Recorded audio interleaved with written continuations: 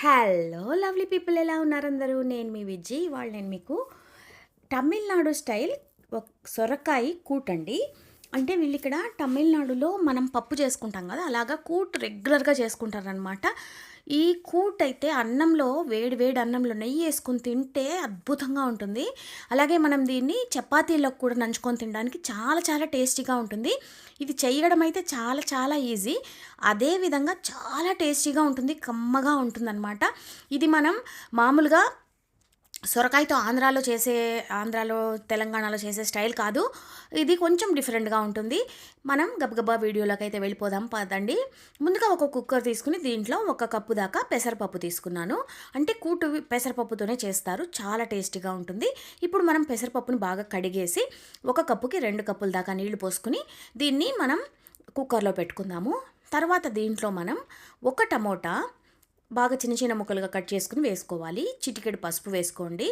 Tomato ఏంటంటే మనకి ఆ పులుపు, మనం చింతపండు అవన్నీ ఏమి వేయమండి. ఓన్లీ టమోటాలలో వచ్చే పులుపు మాత్రమే మనం దీంట్లో కూటుకి యూస్ చేసేదన్నమాట. సో మనం దీంట్లో 1 టమోటా అయితే వేసుకుందాం. దీనికి ముందు మనం ఏం చేయాలంటే సొరకాయ బాగా చెక్కు తీసేసి, లేతగా ఉన్న సొరకాయ తీసుకోండి. చెక్కు తీసేసి బాగా చిన్న చిన్న ముక్కలుగా మనం కట్ చేసి పెట్టుకోవాలి. ఒక సగం సొరకాయ దాకా తీసుకున్నానండి నేను, అంటే 1/4 కిలో సొరకాయ దాకా తీసుకున్నాను. ఒక పెద్ద టమోటా తీసుకున్నాను. ఇప్పుడు చూడండి, మనం దీంట్లో టమోటాలు వేసేసాం కదా, ఇప్పుడు సొరకాయలు ఇలాగా చిన్న చిన్న పీసెస్గా మనం కట్ చేసి పెట్టుకోవాలి. అంటే మనకి సొరకాయ తినని వాళ్ళు కూడా ఇది మనకి సొరకాయ పప్పు అని తెలియదండి, అంత బాగా టేస్ట్ అయితే వేరే లెవెల్లో ఉంటుంది. మనం ఇప్పుడు ఈ సొరకాయ ముక్కలు కూడా దీంట్లో వేసేసి కుక్కర్ మూత మూసేసి, పెసరపప్పు తొందరగా ఉడికిపోతుంది కాబట్టి మనం దీన్ని 2 విజిల్స్ రానిస్తే సరిపోతుంది. ఇప్పుడు మనం ఒక మిక్సీ జార్లో ఒక 3 నుంచి 4 పచ్చిమిరపకాయలు, తర్వాత దీంట్లో మనం పచ్చి కొబ్బరి ఉంటుంది కదండి, ఆ పచ్చి కొబ్బరి బాగా ఒక అరచిప్ప దాకా పచ్చి కొబ్బరి దీంట్లో వేసుకుంటున్నాను. వేసుకుని దీంట్లో కొంచెం నీళ్ళు యాడ్ చేసుకుని దీన్ని మనం మెత్తటి పేస్ట్ చేసుకోవాలన్నమాట. అంటే ఎంత మెత్తగా వీలైతే అంత మెత్తగా, బరకగా ఉండకూడదు అసలు. ఇది చాలా ఫైన్ పేస్ట్ చేసుకోవాలి. మనం ఒక అరకప్పు దాకా నీళ్లు పోసుకుని దీన్ని మెత్తగా రుబ్బుకుని పెట్టేసుకుందాము. అంటే వీళ్ళు దీంట్లో మనం ఈ కూటుకైతే ఏం చేస్తామంటే మనం ఈ కొబ్బరి పేస్ట్ కూడా వాడతామన్నమాట. ఇప్పుడు చూడండి, ఈ కొబ్బరి పేస్ట్ కూడా మనకి రెడీ అయిపోయింది. ఇప్పుడు మనమైతే కూట్ చేసేద్దాం రండి. కడాయి వేడి చేసుకుని దీంట్లో 2 స్పూన్ల నూనె వేసుకోండి.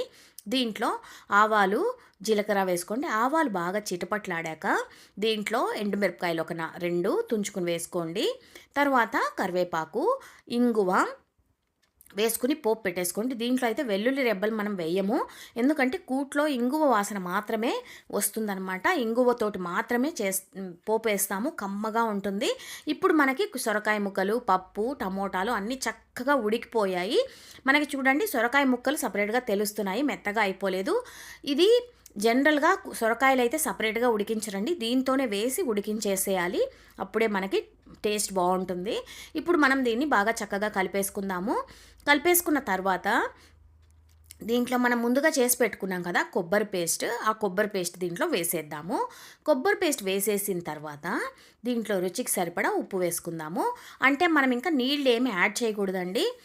కొంచెం మనకి పప్పుకి, సాంబార్కి కొంచెం ఇదిగా ఉంటుంది, అంటే కొంచెం జారుడుగా ఉంటుంది, మరీ గట్టిగా ఉండదు, మరీ పలచగా ఉండదు. ఇప్పుడు మనం దీంట్లో రుచికి సరిపడా ఉప్పు వేసేసుకుని దీన్ని కలిపేసి ఎక్కువసేపు ఉడకనివ్వకూడదండి. ఇది మనం కొబ్బరి వేసాం కదా, పచ్చి కొబ్బరి కాబట్టి ఒక 2 నిమిషాలు బాగా ఇది దగ్గర పడే వరకు ఒక 2 నిమిషాలు మాత్రం దీన్ని ఉడికించుకుని స్టవ్ ఆపేసేయడమే. ఈ కూటుని వేడి వేడి అన్నంలో చక్కగా నెయ్యి వేసుకుని తిని చూడండి, చాలా చాలా టేస్టీగా ఉంటుంది. మీ అందరికీ తప్పకుండా నచ్చుతుంది. ఇది ట్రై చేసి ఎలా వచ్చిందో నాకైతే కమెంట్స్ పెట్టండి. మళ్ళీ మరో మంచి వీడియోతో కలుస్తాను. అంతవరకు ఉంటానండి, మీ విజీ.